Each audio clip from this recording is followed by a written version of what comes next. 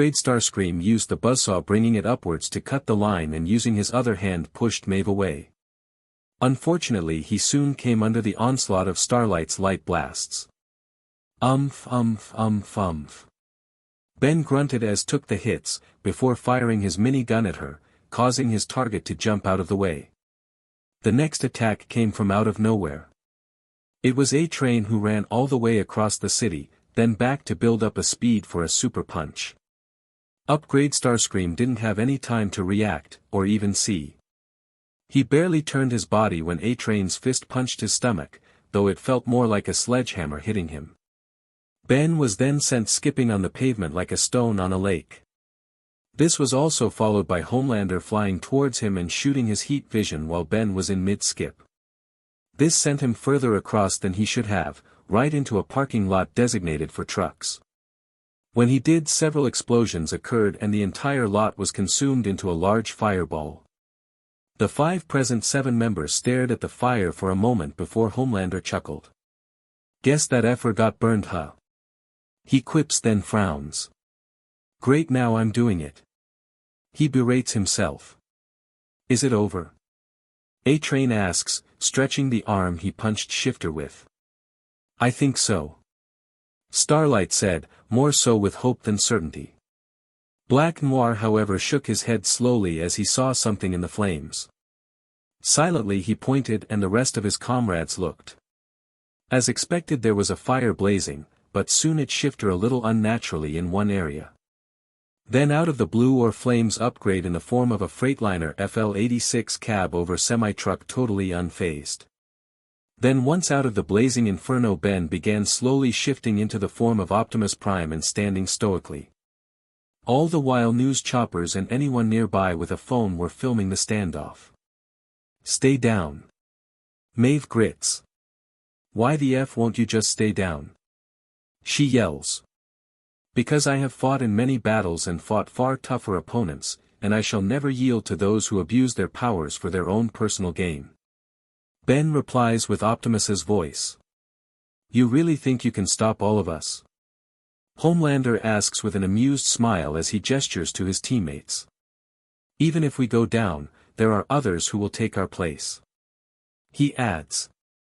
I harbor no illusions about defeating your army single-handedly. Ben gestures to Vought Tower. Still no signal. But perhaps I can nullify their objective. Puts on the armor to protect the lower part of his face as he looks back at the 7. By removing its head. He finished with a more menacing tone. You actually plan to beat all of us right here? Homelander questions skeptically, then chuckles. I just didn't think it would be now. He adds. Fate rarely calls upon us at a moment of our choosing. Ben quotes, narrowing his optics eyes and clenching his fists. Look, it doesn't have to end this way. Starlight speaks. To her she sees that he is just trying to do what he thinks is right, though through very different means. We can talk, maybe even work together. She suggests. I'd sooner perish on my feet than live an eternity on my knees to serve a tyrant. Upgrade Optimus replies as he reached behind his back and pulls out a pair of cannons. At the end of this day I stand and you all shall fall. This just makes Homelander smile arrogantly. I think you got that one wrong, pal. He points out. I didn't. Ben tells him, as he starts to raise his guns and fires it at the ground. At that moment A-Train tries to again rush, but gets blown back by the explosion. Eat this. Upgrade Optimus shouts as he begins firing at them while running towards them. This makes the 7 technically 5 scatter to try to avoid getting hit with rounds the size of small howitzer shells. Once spread out the 7 then try to attack Shifter. With limited success. Black Noir was knocked down by swing of a cannon when he tried to jump Upgrade Optimus. Maeve's attack on his left flank was blocked, before she was blasted into a building. Starlight tried to fire her light blast at the same time he fired at her, resulting in an explosion that sent her back some distance. Before A-Train could even get back up, he was blasted to keep him down. Homelander tried to fly straight at, or well through, him, but Ben responded by simply leaning to the side. And shooting at his flight path. So this pattern followed with the 7 trying attack only for Shifter to block, deflect or blast their attempts. And despite Upgrade Optimus being attacked on all sides this went on for several minutes. But even the strongest defense can't hold out forever. As Ben knocked back Homelander once again, he didn't have time to even see Maeve before she landed punch to his face. And from there things started to take a dramatic turn. A-Train ran by and delivered a punch to his left side before running away. Ben then swung his right cannon to knock Maeve away as she tried to land another hit. But missed Starlight firing a light blast on his left, which prevented him from seeing A-Train deliver a series of punches around his body. When A-Train backed away Noir flung several devices at his back which blew up. Finally Homelander flew in and delivered a right-armed uppercut, followed by a left cross. Ben was almost forced to the ground had he not caught himself. Then formed a sword on his right arm as he got back up and swung his arm at Homelander. The slash to his face forced Homelander back, but before Upgrade Optimus could follow that up, A-Train rammed him in the side before taking off. Maeve then jumps on his back and tries to choke him, but Ben backs into a wall to get her off him. As he turns around to strike back, Homelander flies in and punches him down the street. The 7 leader then delivers a few more blows until Ben blocks one punch and blasts him away with his free hand. However, A-Train comes back and runs around Shifter, hitting him with a series of punches. Maeve then joins, followed by Noir with his blades and explosives, and Starlight with her light blasts and Homelander once he recovers. Soon the only thing visible is Ben being hit in multiple directions and flailing around with each blow. Homelander does a 2-armed swing at Upgrade Optimus's face. Maeve a simple right cross. A-Train a left cross. Noir and Starlight then fire at his back. Shifter is then tossed up by Homelander and blasted with his heat vision back down to the ground and down the street some distance. Shifter's groans are heard, but seems unable to move. Homelander and the rest of the 7 then breath sighs of relief. Now. It's over. Homelander says with assurance, and they wait for either the authorities, Vought, or the reporters. However. No. Upgrade Optimus suddenly shouts as he starts to get back up. I'll never quit. Not now. Not ever. He screams, so loud that those living in Australia can hear. He then turns to the shocked 7 with a look of determination as he creates a sword on his left to match the one on his right. I'll take you all on. Arrgh. Ben shouts while charging.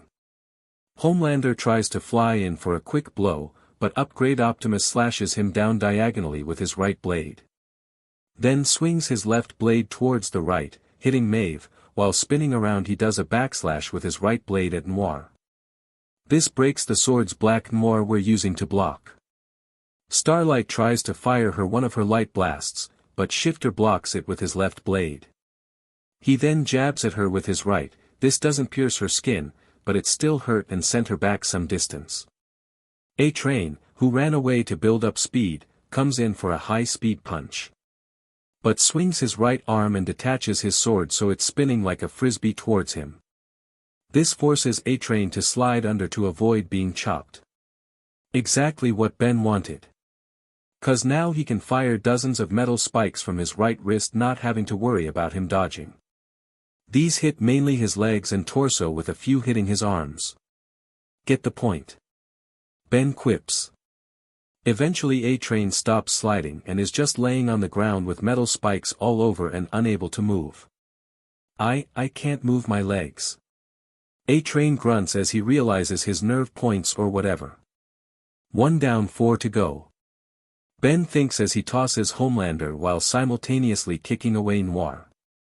He then slashes away Maeve's leg she was trying to kick him with and grabs her headpiece, causing her hair to fall in front of her face. She immediately tries to clear it, but when she does she's just in time to see Upgrade Optimus grab her face. Ben then flings her to the side of a building, before grabbing her once again and spinning her around to throw her at a rising Homelander. The caped Soup and his ex tumble down the street while Ben continues to fight. Black Noir tries to jump on Shifter's back, but the hero sees this and spins around with his remaining left blade, hitting the dark Vought Soup with the flat part. He gets hit right inside a nearby cookie store and into their selection of nut-based cookies. And doesn't come back out. With Black Noir. As Black Noir tries to get up he starts to feel his throat closing and hives starting to form. Due to the fighting, sections of his suit have been torn off, allowing his allergies to react faster. Breathing heavily he quickly reaches for the container one of his grenade pouches. Pulling out several pills he ingests them before lying back and passing out. Back to the fight. Ben now grabbed Starlight, who was desperately trying to fight back. Holding both of her arms down, Ben looked into her glowing eyes and said, "Sorry about this, Annie," before throwing her to the wall of a building and launching a metal-formed claw to pin her there. Upon impact she passed out from both the hit and the exhaustion, as did Maeve earlier. But Homelander was still in the fight. as evidenced by the fact he was flying at his opponent with the intention of killing him. Witnesses or not? Come on! Upgrade Optimus shouted as he readied for him. Making a hook on his right hand, Ben, like in his first fight with Homelander, waited until the last second before moving to the right just enough, allowing him to dodge the hit, then used his hook to grab the cape, actually making hole. However, Ben had to dig his feet and his left sword into the pavement to keep himself in place. Even then Homelander still dragged him several feet before an audible skrrr was heard and Homelander flew a little further before stopping. When Homelander landed, he reached for his American flag cape to examine the damage. He saw a giant tear from the center down to the end. This infuriated him.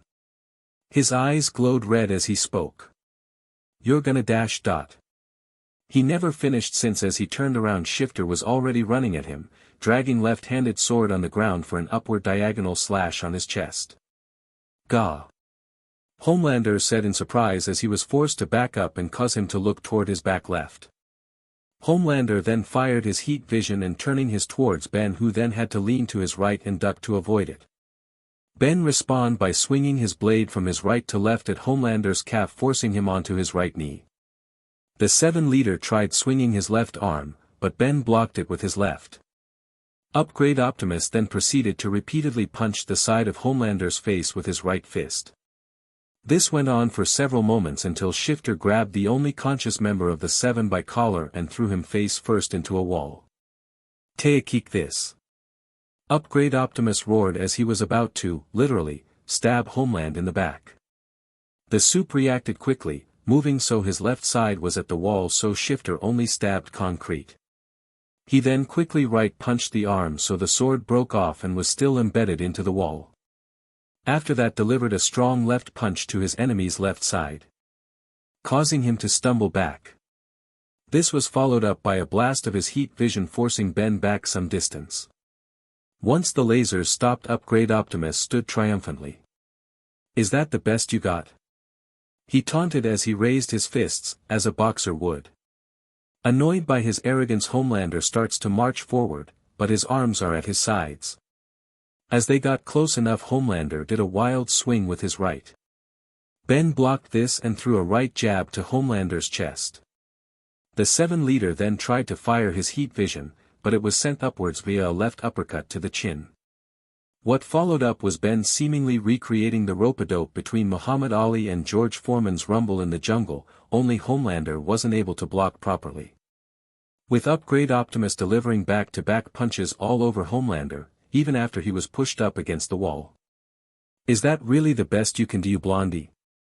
Ben asked, still keeping up with the punches, even causing some BLD to leak from Homelander's nose. Getting tired of these repeated hits, Homelander was more determined to beat Shifter. After a short while he figured out the timing of Upgrade Optimus's punches, he had butted him at the right moment. This stunned the Omnitrix wielder, allowing Homelander to deliver a couple of his own punches and fired his heat vision. Before he could recover, Homelander flew at Ben, pushing him against the wall of a building.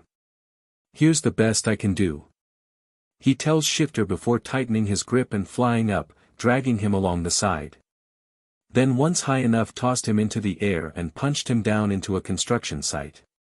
When Shifter landed there, Homelander flew down and fired his heat vision along the supports, collapsing the partially built superstructure on top of Ben in a pile of metal and rubble. Fortunately, Homelander had the foresight, or maybe luck, that nobody was there at this time and nobody was hurt from the collapse.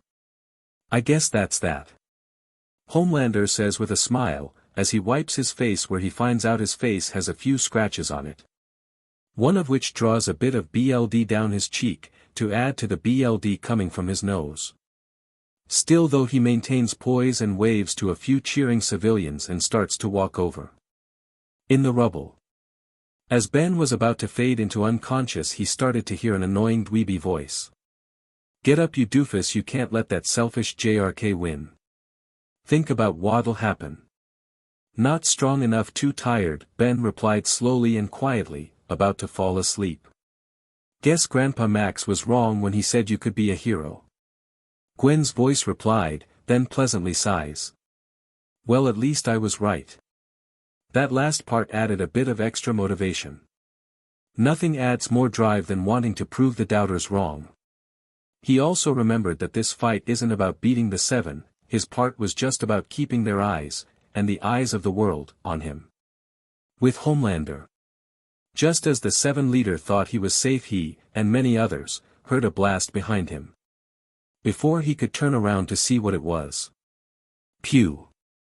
A laser blast hits him in the back, knocking him forward. Pew! Another blast hits him, knocking him back as he tries to turn around. Pew! Another blast hits him, knocking him on his knees, just as he finally sees what's happening. Shifter now shifted into Megatron, from Transformers Prime, and ran at Homelander, blasting him. After knocking Homelander to the ground with his laser blasts, Upgrade Megatron got close enough to start thrashing the soup with punches, kicks, shoved, and scratches. This grabs Homelander's head. Fight. Knees his face. Isn't. Shoves his face down and punches his head. Over. Lifts him up by his collar like a heavy suitcase. Yet. Tosses him towards the rubble and fires him with his right arm cannon. Homelander growls as he gets back up, but he barely gets on his knees before Upgrade Megatron hits him with a metal scaffolding. As Ben tries to swing it again, Homelander melts much of it with his heat vision. But Ben pushes what's left in his face, which was been superheated from Homelander's own action, resulting in sizzling sound. With a grunt, Homelander pushes it off his and kicks off Shifter. The seven leader then tries flying at Ben again, but it seems as though he still hasn't learned his lesson. Since again Ben sidestepped out of the way and grabbed onto the cape while digging in his feet. Except since he didn't build up as much speed as before, Upgrade Megatron could pull him back and punch him. And it didn't stop there. Keeping his left hand wrapped in the cape, he pulled back and punched him again. Pretty soon it looked like Homelander was being treated like a paddle toy. Gets hit forward, then is pulled back only to be punched again and repeat. This went on until a chunk of the flag cape was ripped, sending Homelander down some distance. Tossing the torn fabric aside, Upgrade Megatron charged at Homelander. "Where are you going?" Flexes his right arm so a sword pops out. "The action is over here," he adds as he jumps up and to chop him. Homelander just manages to roll out of the way as the blade lands just 2 feet away. Ben then lifts the sword and seemingly tries to stab Homelander, who in response fires his heat vision while still on the ground. Upgrade Megatron then uses the sword to block the beams and backs up. Homelander then slowly rises while still maintaining his heat vision, that seems to increase in power. Gritting his teeth, Homelander upped the pressure by floating up and firing the beams down. Ben kept up the block, but knew he couldn't keep this up forever. Taking his left hand, he reached behind his lower back where he formed Megatron's blaster from Transformers, Dark of the Moon. Like a gunslinger, he quickly pulled it out and fired at Homelander's torso. This stopped Homelander's heat vision and caused him to flip backwards in the air. He quickly corrected himself and flew down to try and rush Upgrade Megatron. This time Ben ran at him like he was gonna try to overpower him. Instead though, once he was close enough, Upgrade Megatron leaned back until he started sliding like a baseball player. Then after retracting his sword, he aimed his blaster and right arm cannon up and fired. Hitting Homelander right in the stomach and chest at fairly close range. The shots caused Homelander to be flipped backwards and disrupt the focus he needed to fly, and landing on the ground with a smack. Ben then took this chance to run back and literally kicked him while he was down. He continued to run at him and readied the blade on his right arm, and with a roar was ready to try and stab him. Even though he likely wouldn't pierce the skin, he knew it would do some damage. However, Homelander flew up just as Shifter thrusted his blade hand to where he was. Flying up some distance, he started turning over, making a half circle before flying straight down. He then changed his position so he was flying straight Upgrade Megatron's back with 2 fists ahead of him. Ben barely had time to pull out the sword and turn around before he was tackled by Homelander. "Rhea!" Homelander exclaimed in rage. He kept flying while grabbing onto Shifter's torso to ensure he didn't go anywhere. Ben tried to get out of it by hitting his back, but this only caused Homelander to adjust the position. So now Ben's back was being dragged across the pavement while Homelander punched him. Just punch. Die. Punch. AL-punch. REA-punch. DY. Punch. To stop, Ben tried repeating what he did with A-Train earlier in the fight. But before he could do that, Homelander grabbed his chest like one would a shirt, turned over and threw Upgrade Megatron like a sack of potatoes. What was then seen was Shifter flipping forward as he skipped the ground like a stone on a PND. Soon though Ben got his bearings and after several flips morphed into Megatron's vehicle form to stop them, transformed back into Megatron's battle form. Still though he fell to his knees and was breathing heavily as his eyes were fixated towards the ground. Despite this he slowly stood up. From his position Upgrade Megatron saw that the bomb hadn't gone off yet. Which only meant they haven't been caught yet. Since if they were Vought and Seven would have already tried using them against him. Either as shields or to blackmail. Still Ben knew he couldn't keep this up for much longer. Either the signal needed to go off for him to leave or he needed to put Homelander out of commission like the rest. But try as he might, no matter how many hits Homelander took, he kept getting back up. Though Ben did take pride at being the only person to make him bleed. But how do you beat a soup that is basically invulnerable to everything you throw at it? Stupid Compound V, Ben thinks. DRGS are stupid in general. He adds to himself as he blinks and his vision shifts to the sky. Eureka moment. That's it. He thinks. Give up yet? Homelander asked as he landed in front of him. He soon started waving to the civilians that were close by. Seemingly forgetting about Shifter. Ben observes this, then comes to a realization. He. He giggles. Ha ha ha ha ha. Chuckles. Ah ha ha ha ha. Laughs.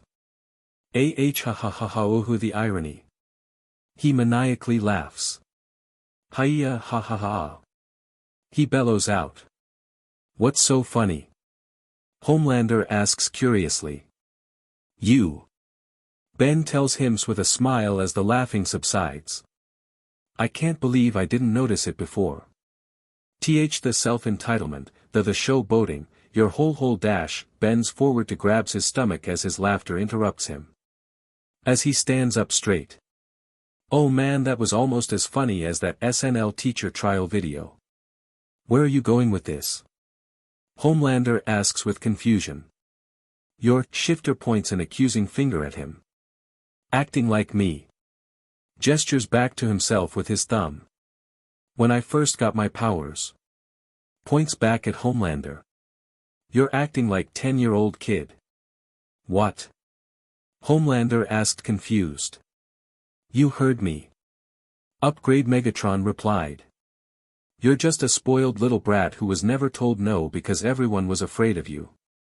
And now you need random strangers to love you, 'cause you think mommy and daddy never did. Which is probably true since you're a selfish attention-seeking psychopath that nobody could ever love. Snap. Enraged Homelander flew straight at Upgrade Megatron to deliver a right punch at his face. Instead of trying to dodge, Ben raised his left hand to grab the punch. The punch still forced Ben back some distance, but Homelander's fist was caught. And even better, for Ben at least, using Upgrade's powers he extended the machinery of his left over to Homelander's caught fist. Soon Homelander found his fist trapped inside Ben's hand. Grunting in frustration as he tried, and failed to free his hand. So instead tried to use his left hand to hit Upgrade Megatron, but that was caught and trapped as well. Checkmate, Ben thinks. Now let's take this battle to new heights. Shifter says to Homelander as he creates and activates the thrusters on his feet and back to fly up.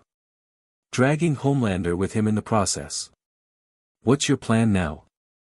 Homelander asked with confidence as he tried to free himself. We're just stuck now, and you think you can beat me by going a little high? No, Ben dragged in response as they started to reach the clouds, while struggling to make sure Homelander didn't deviate them too off course with his squirming. We're stuck together now and I know I can beat you by going really high. He adds. Before Homelander can ask what that means, they start passing through the stratosphere and the air is getting thin. Eyes widening, Homelander looks up to see they're still going higher and his breathing soon starts to struggle a bit. You'll kill yourself. Homelander points out, realizing what Ben is trying to do. If he goes up high enough, Homelander will suffocate. I actually don't need air to breathe in this form.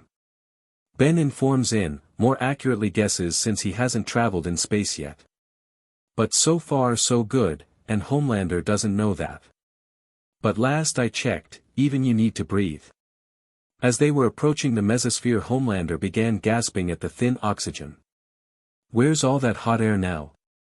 Ben quips with a smile. He wasn't planning on killing him, just waiting for him to pass out. Grunting, Homelander leaned his body forward, before thrusting it backwards with as much force as he could in his position. This caused the two of them to backwards towards Homelander's direction and they started heading down again. As they got lower, Homelander took a deep breath. Rah! Ben exclaims as he shifts their position back upwards. No no no. We're only going up from here. He clarified as they started going up again. As they were, Homelander tried headbutting Shifter, but in response his trapper just lowered his arms and forced Homelander to hit his chest. It still hurt him, just not a lot. Still, Homelander kept thrashing around, even as his vision started getting a little blurry and they were getting closer to the thermosphere. And should he make it through that, past it was the exosphere, where there was no air at all.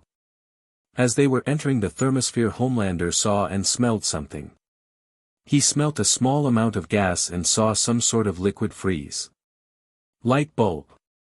If Shifter used motorcycle, car and jet parts to make his robot forms, then it stands to reason he had gasoline in them.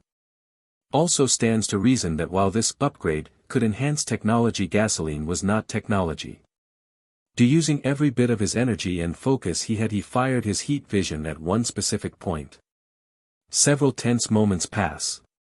Until boom! An explosion happens. Shifter and Homelander are immediately blown apart by the explosion. Soon both start falling down, and Homelander soon regains his breath. But before he starts to slow down, he looks over to a dead falling Shifter. Since the explosion occurred from inside of his Megatron form, it felt like Ben got the wind knocked out of him. It also left him extremely disoriented so that he could not get his bearings. All Ben could tell was that there was a lot of wind and maybe see some shapes, but nothing concrete. Which is likely what he is going to hit. But even as Ben was falling, Homelander flew to him and turned him over so they were face to face. Then he starts punching him repeatedly, while they both go down. You. Punch. Die. Punch. Today. Punch punch punch punch punch punch punch punch punch punch punch punch punch. As they fall, flames begin forming and they become like a meteor. When they get closer to skyscraper level, Homelander floats a little away from Shifter, then fires his heat vision. Not only does this do more damage and increase the velocity of Shifter's fall, it also sends him towards the same construction site as before. Where the people there were few and was already damaged. Big huge crash. Shifter hits the ground with a thunderous crash, creating a giant dust cloud. It also sends a bunch of destroyed objects flying in different directions, but fortunately nothing incredibly large or dangerous hits any of the civilians nearby. As the dust settles, Homelander is seen landing in front of the crater. Soon he's joined by the rest of his team. All of them are still injured and are breathing heavily and clutching maybe an arm. Black Noir for his part is mostly okay, but still needs his rest. A-Train managed to painstakingly pull off all the spikes that struck him only just recently. Queen Maeve and Starlight had more standard injuries, but nothing broken, or fractured. Homelander had several visible scratches on his face as well as a couple of BLD streaks, and his normally slicked back hair was completely disheveled and all over the place. Each of their uniforms were either scratched, cut or dirted in many places. They, including the growing number of civilians filming the scene, were staring at the crater where Shifter crashed. It was very quiet. Should a paper clip fall, everyone would be able to hear it. They then heard the sound of rocks shifting, indicating someone, or something, was moving. Soon a shape of some sort was coming out of the smoke and dust that was still filling the crater. They also started to hear a beeping followed by a small blinking red light. As Upgrade reached onto a nearby piece of rubble for balance while he was getting out of the crater, there was a blinding red flash. And Ben became human. For all the world to see. Oh my God. A kid? It's a kid. That's Shifter. Holy Jesus FF. No way. F. Whoa. He was a kid this whole time. Twisted. DMN. Were the collective reactions of the civilians watching. The Seven's eyes widened in shock, before blinking and looking at each other. None of them knew how to proceed. It was one thing for a kid to commit a crime, like theft or even Grand Theft Auto. But a kid with the ability to take on most of the Seven and live, that's something else. As Ben transformed back, he looked worse for wear. His clothes were cut up, he had dirt, scratches and bruises all over, his body was sore, his muscles ached, his left arm hurt when he moved it, head throbbing and his vision was blurred. Looking down at the omnitrix, Ben saw it was red, indicating it needed to recharge. Still he futilely pressed the button hoping to turn it on, but got the expected results. Not now. He groaned in frustration and in pain as he leaned against the rock. Looking up towards Vought Tower, he saw it was still perfectly unscathed. He still needed to buy more time for Butcher and the rest. It's not like I'm getting away now anyway. He thought. As Ben was contemplating his options, the Seven were in discussion. What the F do we do now? A-Train says in a hushed, panicked tone. Calm down. Homelander tries to reassure. Dude, we F up a kid, A-Train reminds him. You might get away with hitting a little white kid, but I won't, at least not as much as you. He points out, more nods in agreement. None of us could have known. Homelander states. And he attacked us. He reminds. Shouldn't we see if he's okay, he looks hurt. Starlight says, showing empathy. Who helps him, us, the authorities? She questions, then turns to Maeve, who had a faraway look. Maeve? Annie calls out. Queen Maeve POV. Queen Maeve is back in the plane looking into the eyes of those kids she tried to convince Homelander to take. The tears in their eyes. The mom's eyes. Their hands reaching out for help. Suddenly she's back in the present and sees Shifter's eyes. They could been the same age. End of Queen Maeve's POV. Maeve? Starlight calls again, finally getting the heroine's attention. Maeve's head jerks a little before she replies. What do we do now? She questions, not making eye contact with anyone, slightly sniveling but disguising it as an inhaling breath. Well, Homelander begins as he turns to his team. First we. Thud crack. A rock hits the side of Homelander's face, with bits of it breaking off. It did no damage, but what drew their attention was the direction it came from. Towards the crater, meaning only one person could have thrown it. The kid's left arm had that weird watch and was at his side. While his right hand was casually tossing a rock up a small height before catching. But what really surprised them was his face, he smirked confidently and his eyes displayed amusement. Did you forget about me? He called out before throwing the rock. It seems as though the first hit was luck as the next one landed on the ground before hitting anyone. Still Ben leans down to grab another rock and says. 'Cause last I checked I didn't hear a bell ring. Throws the rock he picked up, again it falls short. The seven keep glancing at each other, not know how to proceed. What's the matter, you scarred? Ben baits, before throwing another rock. 'Cause if I'm not scarred of a bunch of everyday Halloween dweebs, then you shouldn't be afraid of the greatest hero of all time. Picks up another rock. It's over, it's time to surrender. Homelander tells him. Ben then takes a second to reply.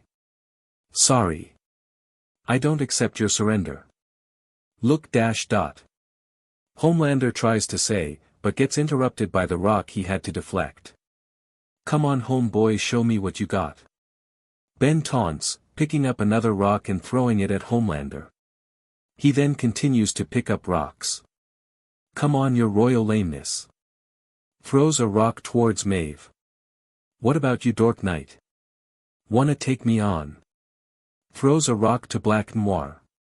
Chugging ton, do you wanna get beat again? Throws a rock at A-Train. What about you light SWCH? Ben throws the rock at Starlight, but stumbles slightly and loses a bit of balance, causing him to get on one knee. You can't win, give up. Homelander tells him. You keep going, you're gonna die.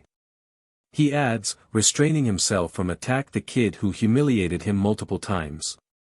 Ben slowly rose back up and with determination. I don't care, then gripping the last rock he picked up he threw it at Homelander.